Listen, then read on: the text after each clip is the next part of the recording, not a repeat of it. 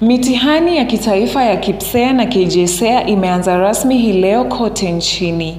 Wanafunzi milioni 2.4 watashiriki katika mitihani hii muhimu itakayo watathmini wanafunzi hawa wa gredi ya 6 na 9 katika mfumo mpya wa elimu wa CBC. Wananchi wametoa maoni tofauti kuhusu mfumo mpya wa CBC ikilinganishwa na ule wa 844, ambapo wengine wameisifu mtaala mpya wakisema unalenga kukuza ujuzi wa vitendo, ubunifu na uwezo wa wanafunzi. So far tunafurahi sana watoto wetu wenye wanafanya mtihani ya KJSEA na KPSEA, sababu nikidhani sana hii ndio wanafanya mfumo 844 inaishia hapa so far kwa saa hii.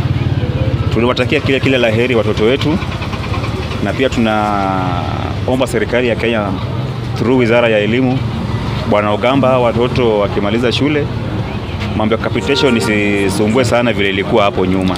Siku ya leo nafurahi kwa watoto wetu kuanza mtihani wao wa KPSEA na KJSEA, ambapo nikiangalia na hapo awali mtihani wa 844, mtihani huu ulikuwa mgumu, tena ulikuwa na ulaghai mwingi ndani, lakini huu ni mtihani ambao mwanafunzi anajiandikia mwenyewe na hali ya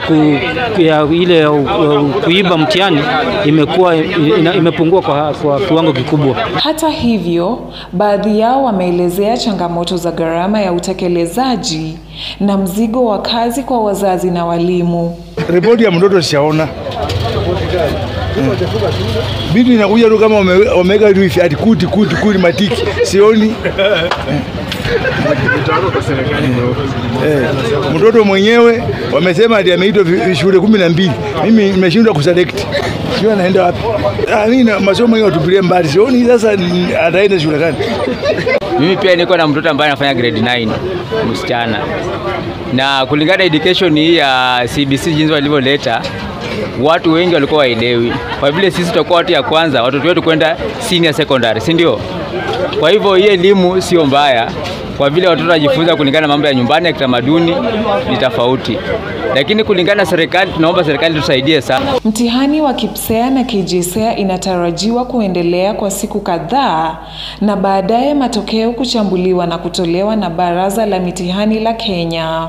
Nikiripotia mtazamo wa Dira Runinga ya Tandao, jina langu ni Joy Mwanzo.